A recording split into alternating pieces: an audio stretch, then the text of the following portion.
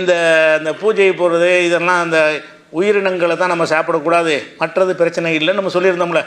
இந்த விஷயத்தை என்ன செய்கிறாங்கன்னா, சில பேர் விஷமத்தனமாக சின்ன சின்ன கட்டிங்களை வெட்டி பரப்புகிறாங்க. அது ஒரு 5 நிமிஷத்தில் நம்ம பேசின ஒரு பேச்சு இல்லை. அது 1.25 மணி நேரத்தினுடைய உரை. முதல் நாள் ஒரு 3/4 மணி நேரமும், 2வது நாள் 1 மணி நேரமும், 1.25 10வது நாள் 11வது நாள். நீங்கள் அந்த சர்ச்சையை கிளப்புறவங்க என்ன செய்யுங்கன்னு கேட்டால், இந்த ரீல்ஸ் மாதிரி அனுப்பிவிடுவாங்க.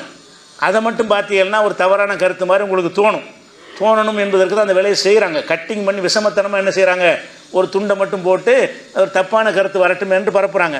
அது 1.25 மணி நேரத்தில் 2 நிமிஷத்தை வெட்டினா, யாருடைய பேச்சில் வெட்டினாலும் அவங்க விரும்பின கருத்துக்கு வளைச்சிட முடியும்.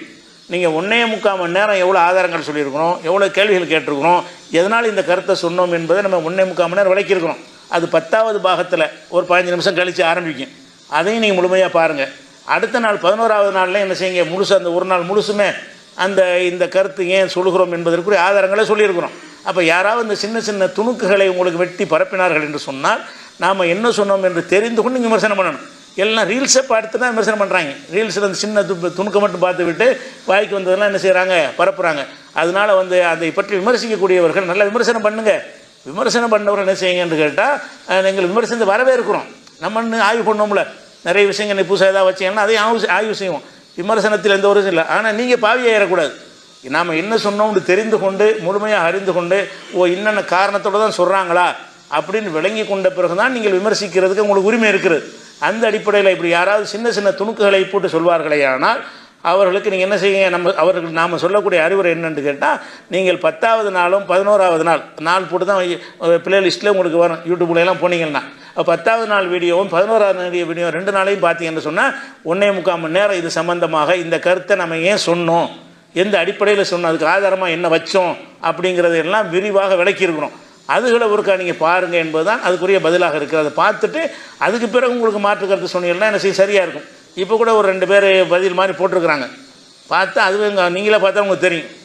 ஒரு ஆதாரம் தமாஷை நினைக்கிற அளவுக்கு மறுப்புன்னு சொல்லி ஆதாரம்னு சொல்லியிருக்கிறாங்க. அதில் எதுவுமே ஆதாரமாக இல்லை. அதுகளெல்லாம் நம்ம அந்த கடைசி நாள் கேள்வி பதில் நிகழ்ச்சியின் போது சொல்லிக்கிறோம். ஆனால் இது வரைக்கும் அவங்க ஆதாரம்னு போடுறதுனா என்ன ஆதாரமற்றது தான் சொல்லிட்டு இருக்கிறாங்க. நம்ம சொன்னதற்கான எதுக்கும் ஒன்றுக்குமே அந்த கேள்விக்கு எந்த ஒரு பதிலுமே இல்லை. அதனால் இந்த ரீல்ஸுகளை மட்டும் பார்த்துட்டு முடிவுக்கு வராதிங்க. ரீல்ஸை சின்ன சின்னதை கட் பண்ணி 1 நிமிஷம் 2 நிமிஷம் போடுறாங்கல்ல, அது ஒரு மனுஷனுடைய கருத்தை முழுமையாக சொல்லாது. அதில் நீ அது தவறான கருத்துடைய இடத்த கூட பார்த்து வெட்டலாம். வேறு அர்த்தம் வர்ற மாதிரி எந்த இடத்துல வெட்டுனா வேறு அர்த்தம் வரும்னு சொல்லி என்ன செய்யலாம், வெட்டலாம். அந்த மாதிரி வெட்டி சில விஷமிகள் பரப்ப, அதை பரப்பி கொண்டு நம்பிக்கொண்டு என்ன செய்கிறாங்க, சில பேர் பேசுகிறாங்க. 1.25 மணி நேரத்துலையும் பேசிட்டு அதில் உள்ள அவ்வளோ வாதத்துக்கு நீங்கள் பதில் சொல்லணும். நீங்கள் பதில் சொல்வதாக இருந்தால் அதில் எடுத்து வைத்த அனைத்து வாதத்திற்கும் பதிலும் சொல்லணும். உங்கள் தரப்புலேருந்து அதற்குரிய பதிலை நீங்கள் எடுத்து வைக்கணும் என்பதே அது ஒரு தகவலாக சொல்லிக் கொள்கிறேன். அஸ்ஸலாமு அலைக்கும்.